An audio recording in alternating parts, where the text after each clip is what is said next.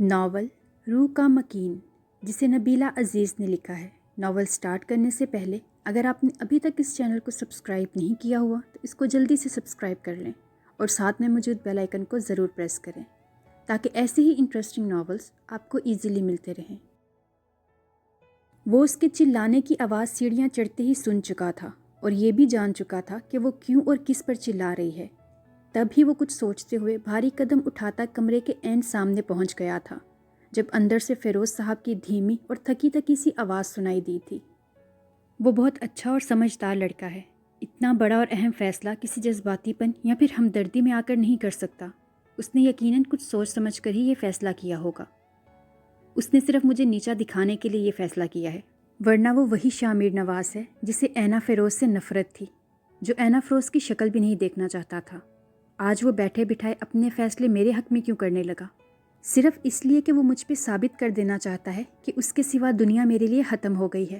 نہیں پاپا، مجھے شامیر نواز سے شادی نہیں کرنی، بے شک دنیا میرے لیے ختم ہو جائے، میں تنہا رہ جاؤں گی، میں مر جاؤں گی، لیکن شامیر نواز کا سہارا کبھی نہیں لوں گی۔ وہ اونچی آواز میں بولتی نہ ڈھال ہو رہی تھی اور فیروز صاحب بے بس سے بیٹھے تھے۔ بیٹا، وہ تمہارا کزن ہے، تمہارے بارے میں غلط نہیں سوچ سکتا، تم گزری باتوں کو ذہن سے نکال دو۔ بچپن اور جوانی میں بڑا فرق ہوتا ہے، تمہیں آج کا سوچنا چاہیے۔ وہ سچ مچ تمہیں… پلیز پاپا، میں آپ کے سامنے ہاتھ جوڑتی ہوں، یہ بات بند کر دیں۔ نہ میرا کوئی کزن ہے، نہ میرا کوئی اپنا ہے، میں پہلے ہی بے بس ہوں، مجھے اور بے بس مت کریں، مجھے میرے حال میں جینے دیں پلیز۔ وہ ہاتھ جوڑتی روحان سی ہو رہی تھی۔ لیکن بیٹا، اس طرح زندگی کیسے؟ زندگی؟ وہ ان کی ادھوری بات پر چیخ اٹھی تھی۔ کون سی زندگی پاپا؟ یہ میری زندگی ہے؟ یہ آپ کو زندگی نظر آتی ہے؟ وہ کہتے کہتے بلک بلک کر رو پڑی تھی۔ مجھے تنہا چھوڑ دیں۔ اس سے مزید باہر کھڑا رہنا مشکل ہو گیا تھا۔ وہ آدھ کھلا دروازہ نوک کر کے اندر آ گیا۔ وہ تو اسے دیکھ کر ہی نفرت سے رخ موڑ گئی تھی، جبکہ فیروز صاحب کو کچھ حوصلہ ہوا تھا۔ چند سیکنڈ کمرے میں خاموشی چھائی رہی اور اس خاموشی کو وقفے وقفے سے اس کی سسکیوں کی آواز بے ترتیب کر رہی تھی، اور یہی آواز فیروز صاحب کے لیے اذیت کا باعث بن رہی تھی، اور ان کی تکلیف کا احساس کرتے ہوئے اسے بولنا پڑا تھا۔ انکل، پاپا آپ کو نیچے بلا رہے ہیں۔ اس نے کچھ اس انداز سے کہا کہ جیسے کہہ رہا ہو آپ جائیے، اس سے میں نپٹ لیتا ہوں، اور وہ قدرے توقف سے اٹھ کھڑے ہوئے تھے۔ دروازے کی سمت بڑھتے ہوئے ان کے قدم بوجھل لگ رہے تھے۔ اس نے پل بھر کے لیے پاس سے گزرتے فیروز صاحب کا ہاتھ پکڑ کر اپنے مضبوط ہاتھ کا مبہم سا حوصلہ دیا تھا، اور وہ جاتے جاتے ریلیکس ہو گئے تھے۔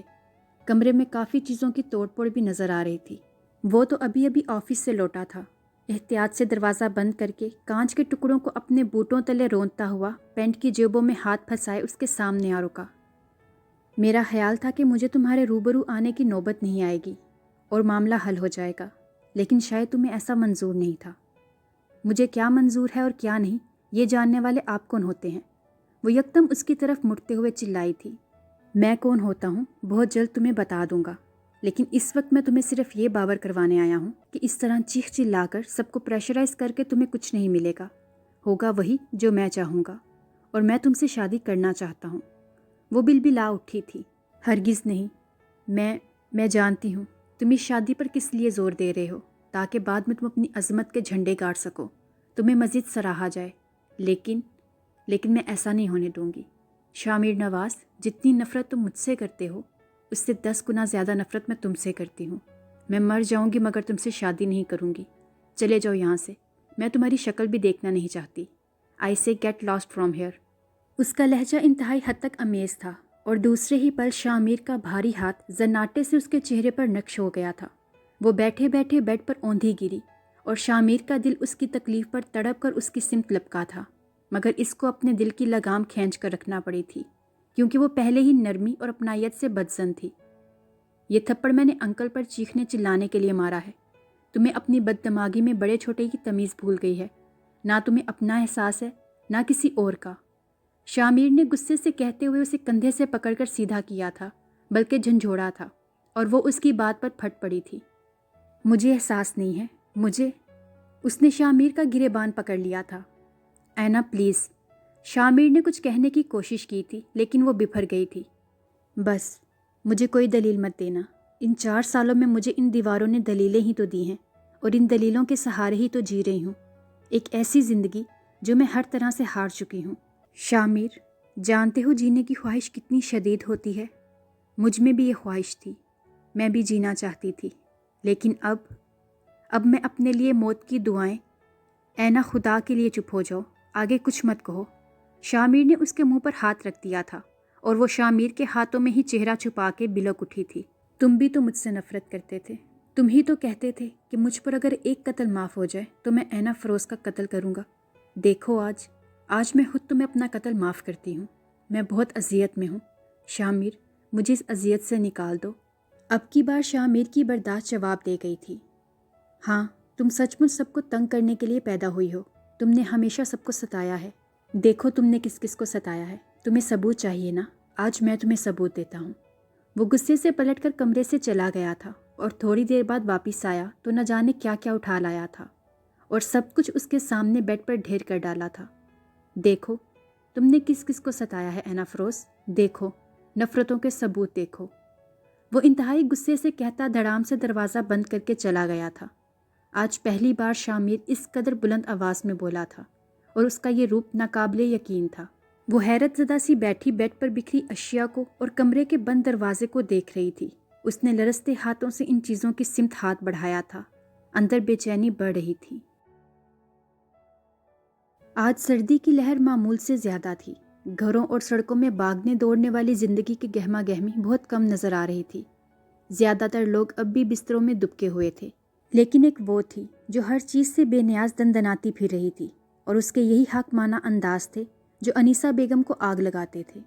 انہیں اینا فروز ایک آنکھ نہیں بھاتی تھی، لیکن بی جان کی وجہ سے وہ آج تک کھل کر اس غصے کا اظہار نہیں کر پائی تھی، کیونکہ گیلانی ہاؤس میں شروع سے اب تک بی جان کا حکم چلتا آ رہا تھا اور کبھی بھی کسی نے ان کی حکم عدولی کی کوشش نہیں کی تھی۔ یہی وجہ تھی کہ وہ اندر ہی اندر پیچ و تاب کھا کے رہ جاتی تھی۔ بظاہر خوش باش اور اچھی نظر آتی تھی، مگر اینی کی نظر اس اچھی کے پیچھے کا حال بھی جانتی تھی، تبھی ان کو تنگ کرتی اور مزید چڑھاتی تھی۔ ابھی بھی کچھ یہی حال تھا۔ وہ پورے ایریا میں سائیکل سے چکر کاٹ کے آ رہی تھی اور اس کو اتنی سردی میں باہر سے آتے دیکھ کر بی جان پریشان ہو گئی تھی۔ اللہ خیر کرے، کیوں اپنے ساتھ ساتھ میری جان کی بھی دشمن ہو رہی ہو تم؟ سردی دیکھی ہے آج؟ ارے ہاتھ دیکھو اس کے کتنے ٹھنڈے ہو رہے ہیں۔ سمیر پتر ذرا ہیٹر تو آن کر دو، دیکھو برف ہو چکی ہے یہ۔ بی جان اس کے ہاتھ پکڑ پکڑ کر دیکھ رہی تھی جو ٹھنڈ سے سرخ پڑ چکے تھے۔ بی جان یہ برف نہیں ہو چکی، برف کا بلاک ہو چکی ہے، کسی گولا گنڈا بنانے والے کو دے آتے ہیں۔ سمیر بیزاری سے کہتا اٹھ کر ہیٹر آن کرنے لگا تھا۔ نویرا پتر انڈے ابال چکی ہو تو اس کے لیے بھی دے جاؤ، کہیں ٹھنڈ سے نمونیا ہی نہ ہو جائے، انہوں نے اونچی آواز سے کہا، اور انیسہ بیگم کا کلیجہ جل گیا تھا اتنے لاڈ پیار دیکھ کر۔ اتنی آسانی سے نمونیا نہیں ہوگا، بڑی مضبوط ہڈی ہے کمبخت کی، وہ منہ ہی منہ میں بڑبڑا رہی تھی۔ دادو پراٹھا بھی، اس نے معصومیت کے ریکارڈ توڑے تھے۔ سارا پتر نویرا سے کہہ دے پراٹھا بھی دے جائے، پھر اس نے اسکول بھی جانا ہے۔ انہوں نے باری باری سب کو حکم جاری کیے تھے۔ کیا نویرا نوکر لگی ہے اس منحوس کی؟ انیسہ بیگم بس دل میں لائے جا رہی تھی، اسے کیا ہوا ہے؟ شامر ایک ہاتھ میں اپنے شوز اٹھائے اور ایک ہاتھ میں اپنی ٹائی اور فائل پکڑے وہیں آ گیا تھا، اور اینا کو صوفے پہ کمبل میں بیٹھ کر ناشتہ کرتے دیکھ کر حیرت ہوئی تھی۔ سردی لگ رہی تھی اسے، اس لیے یہی ناشتہ منگوا لیا تھا۔ بی جان نے فوراً وجہ بیان کی تھی۔ اسکول کے لیے تیار ہو چکی ہو؟ شامر جھک کر شوز پہنتے ہوئے اس سے استفسار کر رہا تھا۔ نہیں، بے حد مدھم آواز سنائی دی تھی۔ تو دیکھ کیا رہی ہو، اٹھو جلدی سے ختم کرو یہ سب۔ وہ تسمے بند کرتے ہوئے سختی سے بولا تھا اور وہ جلدی جلدی ناشتہ ختم کرنے لگی تھی۔ جب تک وہ تیار ہو کر آئی شامر بھی ناشتہ ختم کر چکا تھا۔ جاؤ اب کھڑی کیوں ہو؟ اس نے اسے کھڑے دیکھ کر پوچھا تھا۔ وہ آج میری وین نہیں آئے گی، آپ مجھے ڈراپ کریں گے کیا؟ لیکن مجھے تو کسی کو پک کرنا ہے۔ شامر اسے اپنے گلے پڑتے دیکھ کر ٹھٹک گیا تھا۔ لیکن مجھے تو اسکول جانا ہے، وہ اسی کے سے انداز میں زور دے کر بولی تھی، کیونکہ تھوڑی دیر پہلے وہی تو اسکول جانے پر زور دے رہا تھا اور روب جما رہا تھا۔ تم سمیر کے ساتھ چلی جاؤ۔ آئی ایم سوری، میرا آج پریکٹیکل ہے، میں لیٹ جاؤں گا۔ سمیر نے ہاتھ جھاڑے، سو مجبوراً اسے چلنے کا اشارہ کر کے باہر آ گیا تھا۔ میری ایک کلاس فیلو ہیں، ان کی گاڑی خراب ہے، اس لیے مجھے ان کو پک کرنا ہے، تم پچھلی سیٹ پر چلی جاؤ۔ شامر نے گھر سے کچھ دور آ کر گاڑی روکی اور اسے پیچھے بھیج دیا تھا، اور ادھر ایک بڑے سے بنگلے کے سامنے آ کر ہارن دیا تھا۔ کچھ ہی دیر میں جدید تراش خراش کے لباس میں ملبوس इंतहाई मॉडर्न किस्म की लड़की गेट से नमूदार हुई थी। हाय शामिर, आज लेट क्यों हो गए? वो गाड़ी में बैठते हुए काफ़ी बेतकल्लुफ़ी से बोली थी और उसके लफ्ज़ आज पर ऐना के कान खड़े हो गए थे और उसे ये समझने में ज़रा देर न लगी कि वो इसे रोज़ाना पिक करता है। फिर वो दोनों आपस में बातें करते रहे और ऐना चुपचाप न जाने क्या क्या सोचती रही। आज उसके सामने शामिर की शराफत का पहलू आया था, इसलिए इसे तो कुछ सोचना ही था और उसकी सोचें उसके चेहरे पर साफ नज़र आ रही थी, जिनको शामिर ने बैक व्यू मिरर से ही जांच लिया था और खतरे की घंटी भी सुनाई देने लगी थी। आज घर में चहल पहल मामूल से ज़्यादा थी, क्योंकि आज रानिया आपी अपने बच्चों के हमरा तशरीफ़ लाए हुए थी और उनके आते ही रौनकें किचन से लेकर गेट तक बिछ जाती थी। इन रौनकों में ऐना पेश होती थी। इस वक्त भी हरा भरा लॉन उनके लिए क्रिकेट स्टेडियम बना हुआ था। हमजा, मेरे बाद तुम्हारा ओवर शुरू होगा, दुआ करो आखिरी बॉल पे ये आउट हो जाए। उसने विकेट पे खड़ी सोनी को देखा और खुद बॉलिंग करवाने के लिए थोड़ी दूर चली गई थी। इधर आओ। एक पाँव आगे एक पाँव पीछे ही था जब अकब से शामिर की आवाज़ आई थी। उसका गेंद वाला हाथ फिजा में ही रह गया था और उसने गर्दन मोड़कर शामिर को देखा था। वो अभी अभी गाड़ी से उतरा था। अलबत्ता उसने अपना अंदाज बदलने की जहमत नहीं की थी, यूं जैसे स्टैचू बन गई हो। मैं कह रहा हूँ इधर आओ। अब की बार आवाज़ और लहजा सख्त था। वो दांत कचकचाती हुई गेंद हमजा की सिमत उछालकर उसके करीब आ गई। तुमने मेरी क्लास फेलो के बारे में किसी को कुछ बताया तो नहीं? शामिर के लहजे में सुबह वाला हदशा बोल रहा था। ऐना और मशकूक हो गई। वो गाड़ी वाली? वो जब भी मासूमियत पर आती तो हद कर देती थी। देखो ऐना, उसके बारे में बीजान, नवेरा, सारा या फिर समीर को बताने की कोई ज़रूरत नहीं है। उसकी गाड़ी ख़राब है, इसलिए आजकल मैं उसे ड्रॉप कर रहा हूँ। वो बहुत अच्छी लड़की है, कोई गलत बात मत सोचना। शामिर ने ना जाने क्यों वजाहत पेश की थी।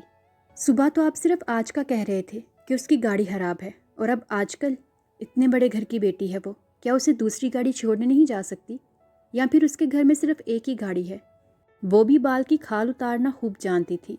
शामिर गुस्सा दुबा गया था, क्योंकि आज खुद फंसा हुआ था और वो शेर हो रही थी। देखो है ना, तुमने किसी बात को मिर्च मसाला लगाकर किसी को बताने की कोशिश की तो मुझसे बुरा कोई नहीं होगा। मैं नहीं चाहता कि मैं सबकी नज़रों में मशकूक हो जाऊं, या फिर उस लड़की के किरदार पर कोई हरफ आए और मुझे ख्वामहा सफाइयाँ देनी पड़े। इसलिए तुम्हें वार्न कर रहा हूँ कि अपनी ज़ुबान काबू में रखना, समझी तुम? उसने सख्ती से कहा था। वो कंधे अचकाकर पलट गई। ऐना, क्या बात थी? मामू ने तुम्हें क्यों बुलाया था? हमजा करीब आ गया। उसकी तबीयत में तजस्सुस हद से ज़्यादा भरा हुआ था। तुम्हारे मामू का किसी के साथ ज़बरदस्त किस्म का अफेयर चल रहा है और वो उसे छुपा रहे हैं। वो भी ऐना फरोज थी, उल्टी खोपड़ी वाली। मामू का अफेयर? हमजा ने आंखें फैलाईं। हाँ, और अब किसी को बताना मत। चलो अंदर चलते हैं और लूडो खेलते हैं। अब बाहर अंधेरा हो चुका है। वो बस में चिंगारी फेंक कर सुकून से उनके साथ अंदर आ गई थी, जहाँ रानिया आपी विराजमान थी। दूसरे रोज़ सुबह ही सुबह वो गुस्से से खोलता हुआ उसके कमरे में जा पहुंचा था। मैंने तुमसे कहा था कि किसी से कुछ कहने की ज़रूरत नहीं, ये सब बकवास की। वो उसे खा जाने के दर पर था और वो जो स्कूल जाने के लिए तैयार हो रही थी, अपनी पिंक कलर की टाई को पिन लगाते हुए उसकी सिमत पलटी थी। क्या हुआ है? शामिर का दिल चाहा इसे घूंसा झड़ दे। तुमने हमजा और सोनी से मेरे बारे में क्या कहा और क्यों कहा, जबकि मैं मना करके गया था? और क्या ऐसी वाहियात बातें बच्चों से की जाती हैं? वो तिलमिलाते हुए पूछ रहा था। आपने सिर्फ ये कहा था कि बीजान, नवेरा, सारा और समीर को ये बात बताने की कोई ज़रूरत नहीं है। हमजा और सोनी का तो आपने नाम भी नहीं लिया था, और अगर वो बच्चे हैं तो क्या मैं बच्ची नहीं हूँ? आप मुझसे इस लड़की की बात क्यों कर रहे थे? मोहतरमा ऐना से बातों में जी जाना बहुत मुश्किल काम था। तुम बच्ची हो? चलती फिरती आफत हो तुम। वो इंतहाई गुस्से में था। मैं बीजान को बताती हूँ, आप मुझे आफत कह रहे हैं। एक तो आप लड़कियों से अफेयर चलाते हैं और फिर उसे छुपाने का कहते हैं। बीजान, शामिर भाई मुझे, वो बुलंद आवाज़ से कहती दरवाजे की तरफ लपकी थी कि शामिर ने इसे बाजू से पकड़कर अपनी सिमत खींच लिया। खुदा के लिए है ना, किसी की इज्जत बेइज्जती का ख्याल कर लिया करो। प्लीज़ अपनी ज़ुबान बंद रखो। वो बीजान की वजह से बेबस हो गया। आप मेरा बाजू छोड़ें, वो तीखे लहजे में बोली थी, और शामिर उसका बाजू छोड़कर तिलमिलाते हुए बिलाहिर कमरे से ही निकल गया था और वो दिल खोल कर हंसी थी। हमजा और सोनी ने रात सोने से पहले अपने मामू के कारनामे की इत्तला अपनी माँ को दी थी, और सुबह सुबह जॉगिंग से वापसी पे ही रानिया आपी ने शामिर की तफ्तीश शुरू कर डाली थी, जिस पर उसे कई बार वजाहत देना पड़ी थी कि वो लड़की महज एक क्लास फेलो है और उसकी ग्रुप की मेंबर है। इसलिए चंद रोज़ की पिक एंड ड्रॉप सर्विस का मसला था, जिसके लिए शामिर ने इसे ऑफ़र की थी। کیونکہ وہ بھی اسی ایریا کی رہائشی تھی اور روٹ بھی ایک ہی تھا۔ لیکن اتنی وضاحتوں کے بعد بھی رانیہ آپی کا شک دور نہیں ہوا تھا۔ انہوں نے اینا کو خاموشی سے شاہ میر پر نظر رکھنے کو کہا تھا، جس کا اس نے باخوشی وعدہ کر لیا۔ دادو، میں پاس ہو گئی، میرا رزلٹ آ گیا۔ وہ دور سے ہی شور مچاتی ہوئی آ رہی تھی، لہجہ خوشی سے کھنک رہا تھا۔ بی جان، نواز گلانی اور شاہ میر بیک وقت چونک گئے تھے۔ انہیں ہرگز امید نہیں تھی، لیکن یہ سچ تھا کہ وہ اچھے نمبر سے پاس ہوئی تھی۔ جیتی رہو، اللہ کامیابی نصیب کرے۔ بی جان نے اسے اپنی آغوش میں سمیٹ کر دعائیں دی اور ماتھے پر پیار کیا تھا۔ تایا انکل، میرے مارکس آپ سب کی توقع سے زیادہ آئے ہیں، اس نے خوشی سے چہکتے ہوئے بتایا تھا، جس پہ نواز گیلانی نے اسے مبارکباد دی، سر تھپکا اور ساتھ ساتھ انعام بھی دیا تھا۔ اس سے پہلے کہ اینا ان سے انعام وصول کر کے پیچھے ہٹتی، شاہ میر وہاں سے اٹھ کر چلا گیا تھا، حالانکہ وہ اسے متوجہ کر کے اپنی کامیابی کا بتانے ہی والی تھی۔ اسے جاتے ہوئے دیکھ کر ذرا کی ذرا ٹھہری تھی اور پھر دوبارہ سے سب کی طرف متوجہ ہو گئی تھی۔ تھوڑی دیر بعد نویرا، سارا اور سمیر نے بھی اسے مبارکباد سے نوازا تھا، بلکہ سمیر تو باقاعدہ اسے آئس کریم کھلانے کے لیے لے گیا تھا۔ اب میں کالج جاؤں گی نا دادو؟ آج کل اسے پاس ہونے سے بھی زیادہ کالج جانے کی خوشی خوش کر رہی تھی۔ ہاں کیوں نہیں، میری بیٹی بہت پڑھے گی، بیجا نے اس کے بال سنوارتے ہوئے پیار سے کہا تھا۔ بڑا نام روشن کرے گی، انیسہ بیگم دل ہی دل میں بڑبڑائیں۔ میں سارا آپی کے ساتھ کالج میں ایڈمیشن لوں گی۔ کیوں؟ سارا کے کان کھڑے ہو گئے تھے۔ آپ کا کالج بہت خوبصورت ہے اور گھر سے زیادہ دور بھی نہیں ہے۔ ابھی تو آپ نے 2 سال اور پڑھنا ہے اس کالج میں، اس لیے مجھے بھی آسانی رہے گی آپ کے ساتھ۔ اینا پہلے سے سوچی بیٹھی تھی، لیکن سارا کو یہ منظور نہیں تھا۔ ہو سکتا ہے میں اس سال کالج چھوڑ دوں۔ میرا ارادہ ہے کہ میں 1 سال کے لیے اسٹڈی ڈراپ کر کے کچھ ریسٹ کروں۔ اس دوران میں مختلف کورسز کر لوں گی۔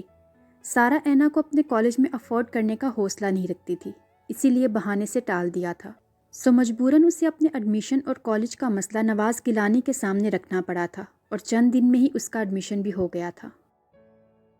اینا، ادھر آؤ بیٹا، تمہارے پاپا کا فون ہے، بات کر لو۔ نواز گیلانی کی اطلاع پر فریش موڈ میں سیڑھیاں اترتی اینا کے قدم سست پڑ گئے تھے، اور یہی سستی اس کے چہرے پر چھا گئی تھی۔ وہ ایک پل میں ہی بجھ سی گئی تھی۔ ہیلو۔ دوسری طرف سے فیروز گیلانی کی بے تاب سی آواز ابھری تھی۔ السلام علیکم۔ اس نے سپاٹ سے لہجے میں سلام کیا تھا۔ وعلیکم السلام، کیسی ہو میری جان، میری بچی؟ ٹھیک ہوں۔ مبارک ہو بیٹا، تم نے انتہائی اچھے مارکس سے میٹرک کلیئر کیا ہے، مجھے سن کر بہت خوشی ہوئی ہے بیٹا۔ وہ اپنی خوشی کا اظہار کر رہے تھے۔ تھینک یو، اس نے بہت ہی فارمل سے انداز میں شکریہ ادا کیا تھا۔ میں نے تمہارے لیے گفٹ اور تمہاری شاپنگ کے لیے کچھ رقم بھیجی ہے، بی جان سے لے لینا، اور اگر کسی اور چیز کی بھی ضرورت ہو تو ضرور بتانا بیٹا، وہ پیار بھرے لہجے میں کہہ رہے تھے۔ کیا آپ میری ضرورت پوری کریں گے؟ ارے کیوں نہیں میری جان، میں تمہاری ضرورت پوری نہیں کروں گا تو اور کون کرے گا؟ وہ خوش ہوئے کہ وہ خود کوئی فرمائش کرنا چاہ رہی ہے۔ مجھے آپ کی ضرورت ہے پاپا، مجھے کوئی گفٹ، کوئی رقم نہیں چاہیے، بلکہ مجھے اپنا باپ چاہیے۔ میں آپ کے ساتھ رہنا چاہتی ہوں، ماں اور باپ کی کمی کوئی بھی چیز پوری نہیں کر سکتی۔ پلیز آپ آ جائیے، میں بہت تنہا ہوں۔ اینا کا لہجہ بھرا گیا تھا، اور فیروز گیلانی وہیں کے وہیں بے بسی کا ڈھیر بن گئے تھے۔ ان کے پاؤں کی زنجیر نے ان کی قوت گویائی سلب کر ڈالی تھی، اور اینا چپ چاپ ریسیور کریڈل پر ڈال کر واپس اپنے کمرے میں چلی گئی تھی۔ اور یہ ہمیشہ ہی ہوتا تھا کہ وہ اپنے باپ سے فون پر بات کرتے ہوئے کتراتی تھی، کیونکہ ہر بار ایسی کوئی بات نکل ہی جاتی تھی کہ فون خاموشی سے بند کرنا پڑ جاتا تھا، اور پھر اینا کا پورا دن چپ چاپ اپنے کمرے میں گزر جاتا تھا۔ تب باپ کے ساتھ ساتھ ماں کی کمی مزید بڑھ جاتی تھی، اور وہ سب سے چھپ کر خوب دل کھول کے روتی، اور جب باہر آتی تو پھر سے فریش ہو چکی ہوتی تھی۔ نواز گیلانی اور فیروز گیلانی صرف 2 ہی بھائی تھے۔ وہ دونوں کافی کم عمر تھے جب باپ دل کا مریض ہو گیا اور گھر کے حالات بد سے بدتر ہوتے چلے گئے تھے۔ باپ کی بیماری نے ان کی تعلیم کو بھی نگل لیا تھا، اور مجبوراً وہ دونوں بھائی روزگار ڈھونڈنے میں لگ گئے۔ چھوٹا موٹا کام کرتے ہوئے وہ دونوں گھر دھکیلنے میں کامیاب ہو ہی گئے تھے کہ باپ کی اچانک موت نے انہیں توڑ کے رکھ دیا تھا۔ وہ اپنی ماں کے ساتھ رہ گئے تھے، اور ماں کی کفایت شاری دیکھتے ہوئے نواز گیلانی نے فیروز گیلانی کو تعلیم حاصل کرنے کا مشورہ دیا اور ذمہ داری خود اٹھا لی تھی۔ اس طرح وہ گھر بھی اٹھا رہے تھے اور بھائی کی تعلیم کا بوجھ بھی۔ حالات کافی بہتر تھے، جن کے بلبوتے پر بیجا نے بڑے بیٹے کی شادی کر دی، اور 3 سالوں میں 3 بچوں رانیہ، شاہ میر اور نویرا کی پیدائش نے نواز گیلانی کو بوکھلا کے رکھ دیا تھا۔ انہیں ایک کندھے کی ضرورت تھی جو ان کا بوجھ اٹھا لیتا اور یہ کندھا فیروز گیلانی کے سوا اور کس کا ہو سکتا تھا؟ اور اپنی تعلیم سے فارغ ہوتے ہی فیروز گیلانی نے انگلینڈ جانے کا فیصلہ کیا تھا، کیونکہ اپنے ملک میں وہ سالوں دھکے کھاتے رہتے پھر بھی اچھی جاب ملنا ناممکن تھا اور نہ ہی ان کے حالات بدل سکتے تھے۔ سو پیسہ کمانے کی غرض نے انہیں اپنوں سے دور کر ڈالا تھا۔ وہ اپنا گھر بیچ کر اپنے جانے کا انتظام کر پائے تھے اور نواز گیلانی حالات بدل جانے کی امید لے کر کرائے کے مکان میں آ بسے تھے، اور فیروز گیلانی جو پیچھے اپنا سب کچھ بیچ آئے تھے انگلینڈ پہنچ کر کام ڈھونڈنے میں لگ گئے۔ لیکن ایک ویٹر، ایک کک، ایک ڈش واشر سے بڑھ کر انہیں کوئی جاب نہیں مل رہی تھی، کیونکہ وہ اللیگل تھے۔ انہیں یہ کام چوری چھپے کرنا تھے اور وقت گزارنا تھا، لیکن فیروز گیلانی اپنے پیچھے کے حالات سے بخوبی باخبر تھے اور حالات بدلنے کے لیے وہ کچھ بھی کر سکتے تھے، اور انہوں نے یہ سب کچھ بھی کر ڈالا تھا۔ ادھر شادی کرنے کے بعد وہ قطرے آزاد ہو چکے تھے، اچھی جگہ جاب مل گئی تھی اور انگلینڈ کی نیشنلٹی بھی ہاتھ آ گئی تھی۔ اب وہ وقت پڑنے پر واپس پاکستان بھی جا سکتے تھے، لیکن وہ پاکستان نہیں گئے بلکہ دن رات محنت کرتے رہے تھے، جس کا نتیجہ یہ نکلا کہ نواز گیلانی کا بزنس جم چکا تھا۔ وہ گھر اور گاڑی کے مالک بن چکے تھے، ان کے بچے اچھے اسکولوں میں پڑھ رہے تھے، سب کچھ سیٹ ہو چکا تھا۔ بس فیروز گیلانی کی کمی تھی، اور بی جان دن رات اصرار کرتی تھی کہ وہ واپس آ جائیں۔ فیروز گیلانی اپنی بیوی اور اپنی زندگی سے بہت خوش تھے۔ ایلس بہت اچھی لڑکی تھی، فیروز گیلانی کو بہت چاہتی تھی، لیکن مسئلہ یہ تھا کہ وہ اسے پاکستان نہیں جانے دیتی تھی۔ اسے فیروز گیلانی کی بے وفائی کا خدشہ تھا، لیکن وہ تمام عمر قید ہو کر بھی تو نہیں رہ سکتے تھے، لہٰذا انہوں نے ایلس کو بھی اپنے ساتھ چلنے کو کہا، مگر وہ نہیں مانی تھی، اور مجبوراً فیروز گیلانی کو ہزاروں وعدے اور قسمیں دینے کے بعد پاکستان جانے کی اجازت ملی تھی، اور یوں وہ ایلس کو اپنی محبت کا، اپنی واپسی کا یقین دلا کر پاکستان آ گئے تھے۔ پاکستان آ کر انہیں سچ مچ بہت خوشی ہوئی تھی۔ ان کے گھر کے حالات ہی نہیں بلکہ سب کچھ بدل چکا تھا۔ نواز گیلانی کے بچے بڑے ہو چکے تھے، بی جان خوشی خوشی زندگی گزار رہی تھی، لیکن وہ اپنی اس خوشی میں مزید اضافہ چاہتی تھی، وہ بھی فیروز گیلانی کی شادی کی صورت میں۔ اور فیروز گیلانی بی جان کی خواہش سن کر حق تک رہ گئے تھے۔ بی جان، میں شادی کر چکا ہوں، آپ جانتی تو ہیں کہ ایلس میری بیوی ہے۔ دیکھ بیٹا، وہ گوری ہے، وہ کبھی بھی تیری نسل بڑھانے کا نہیں سوچے گی۔ تیری شادی کو 5 سال ہو گئے ہیں، لیکن ابھی تک ایک بچہ بھی نہیں ہوا۔ بیٹا، تجھے وارث کی ضرورت ہے، کیا ساری زندگی صرف اسی گوری میم کو لے کر بیٹھا رہے گا؟ بی جان کے مشورے انیسہ بیگم کو تپا رہے تھے۔ وہ اپنے گھر میں کسی دیورانی جٹھانی کی شراکت ہرگز نہیں چاہتی تھی، لیکن بی جان، اس میں اس بیچاری گوری میم کا کیا قصور ہے؟ اگر اللہ نے اولاد دینا ہوئی تو دے دے گا۔ انیسہ بیگم نے فیروز گیلانی کی سائیڈ لی تھی۔ انیسہ، میں نے تم سے مشورہ نہیں مانگا۔ بی جان نے انہیں ٹوک دیا تھا، اور فیروز گیلانی کو بی جان نے بری طرح گھیر لیا تھا اور انہیں حامی بھرنا پڑی تھی، اور فیروز گیلانی کو حامی بھرتے دیکھ کر انیسہ بیگم کے خیالات نے بڑی تیزی سے کروٹ بدلی تھی۔ اگر فیروز نے شادی ہی کرنی ہے تو ہماری سریا کیسی رہے گی؟ انیسہ بیگم کی بات پر نواز گیلانی اور بی جان یکدم چونک گئے تھے۔ وہ اپنی بہن کا رشتہ سامنے رکھ رہی تھی، لیکن سریا کا رشتہ انہیں قطعی قبول نہیں تھا، کیونکہ وہ مزاج کے لحاظ سے انیسہ بیگم سے بھی 4 ہاتھ آگے تھی۔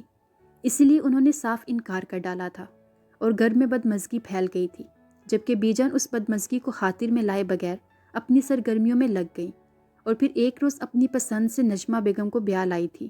فیروز گیلانی 2 ماہ بیوی کے ساتھ رہے تھے اور پھر واپس انگلینڈ چلے گئے تھے، جہاں ایلس ان کا انتظار کر رہی تھی، اور ایلس ان کی واپسی پر بے پناہ خوش ہوئی تھی۔ لیکن اینا کی پیدائش پہ جب وہ پاکستان آئے تو نجمہ بیگم بہت بیمار تھیں۔ ڈیلیوری کے دوران ہونے والی پیچیدگیوں نے انہیں کمزور اور ناڈھال کر ڈالا تھا، اور شاید اندر کہیں شوہر کی جدائی اور سوتن کا غم بھی انہیں کھائے جا رہا تھا۔ شادی سے پہلے انہوں نے سوچا تھا کہ وہ ایڈجسٹ کر جائیں گی، لیکن شادی کے بعد وہ اپنے شوہر کا اتنی دور جا کر دوسری بیوی کے ساتھ رہنا سہ نہیں پائی تھی، جبکہ فیروز گیلانی نجمہ بیگم کو ہر طرح سے اپنے ہونے کا مان بخشتے رہے تھے۔ ان کی تکلیف کے پیش نظر وہ دوبارہ انگلینڈ جانے سے 1 ہفتہ لیٹ ہو گئے تھے کہ ایلس ان کو کھوجتی ہوئی پاکستان آ گئی تھی، اور یہاں آ کر ایلس پر انکشاف ہوا کہ فیروز شادی کر چکا ہے اور اس کی بیٹی بھی ہے۔ فیروز گیلانی اسے روکتے رہ گئے، سمجھاتے رہ گئے، لیکن وہ واپس چلی گئی، اور جاتے ہی ان پر کیس دائر کر دیا تھا۔ مجبوراً نجمہ بیگم کو ان کے حال پر چھوڑ کر ننھی سی گڑیا کو جی بھر کے دیکھے بنا وہ واپس چلے گئے تھے، کیونکہ حالات سنگین ہو چکے تھے۔ اینا 1 سال کی تھی جب نجمہ بیگم کی ڈیتھ ہو گئی تھی، لیکن فیروز گیلانی بیوی کی موت کا سن کر بھی پاکستان نہیں آ سکے تھے۔ ایلس کی اس بے اعتباری اور فیروز گیلانی کی مجبوری کے کھیل میں اینا جوان ہو گئی تھی۔ آج سے 2 سال پہلے فیروز گیلانی ایلس کے ساتھ صرف 5 روز کے ایگریمنٹ پر ملنے کے لیے آئے تھے، اور اینا باپ کے شفقت کی تشنگی دل میں لیے چپ چاپ دیکھتی رہ گئی تھی، اور اس کے اندر کی یہی محرومیوں نے اسے باغی بنا دیا تھا۔ وہ ہتسر اور ہٹ دھم ہو چکی تھی، وہ سب کو زچ کر دینا چاہتی تھی، اور وہ ایسا کرتی بھی تھی۔ اس کا زیادہ ٹارگٹ انیسہ بیگم ہوتی تھی، کیونکہ وہ پہلے ہی اینا سے ہار کھائے رہتی تھی۔ جب وہ کچھ الٹا سیدھا کر دیتی تو ان کو مزید غصہ چڑھ جاتا۔ دوسرا ٹارگٹ شامیر ہوتا تھا، جو سب کو اپنے روب میں رکھنا چاہتا تھا، لیکن اینا اس کے روب میں نہیں آتی تھی، اور شامیر اس کی بدتمیزیوں پر سلگتا رہ جاتا۔